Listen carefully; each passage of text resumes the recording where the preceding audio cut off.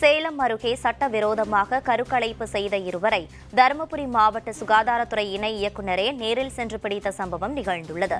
தருமபுரி மாவட்டத்தில் இருக்கும் கர்ப்பிணி பெண்களுக்கு கருவில் இருக்கும் குழந்தை ஆனா பெண்ணா என்பதை கண்டறிய சேலம், கள்ளக்குறிச்சி உள்ளிட்ட மாவட்டங்களில் வீட்டில் வைத்து ஸ்கேன் மூலம் பாலினம் கண்டறியப்படுவதாக தொடர்ந்து புகார்கள் எழுந்தன.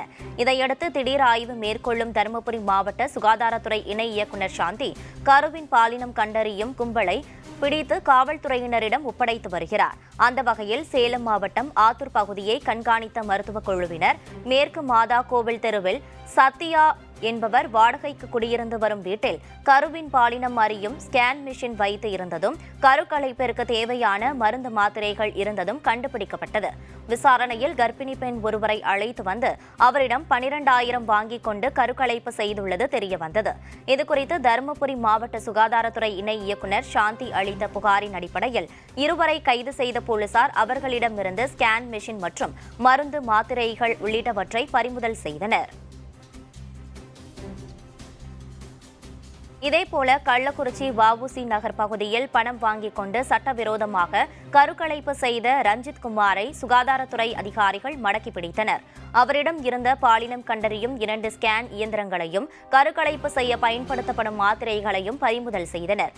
மேலும் தப்பியோடிய சந்திரனை கள்ளக்குறிச்சி போலீசார் தீவிரமாக தேடி வருகின்றனர்.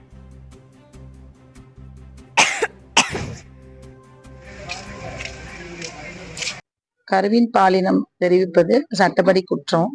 இருந்தாலும் மக்கள் முக்கியமா கர்ப்பிணி பெண்கள் வயிற்றுல இருக்க குழந்தை ஆனா பெண்ணான்னு தெரிஞ்சுக்கணும் அப்படிங்கிறதுக்காக சட்டவிரோதமான கும்பல் கையில சிக்கி அவங்க கிட்ட அதிகமான பணத்தை இழந்து அவங்க எங்க வர சொல்றாங்களோ அங்க போய் வயிற்றுல இருக்க குழந்தைய ஆனா பெண்ணான்னு தெரிஞ்சுக்கிற விஷயம் இப்போ தொடர்ந்து நடந்துட்டே இருக்கு. ஏதோ ஒரு விஷயம் சட்டவிரோதமா வாங்கிடுவாங்க.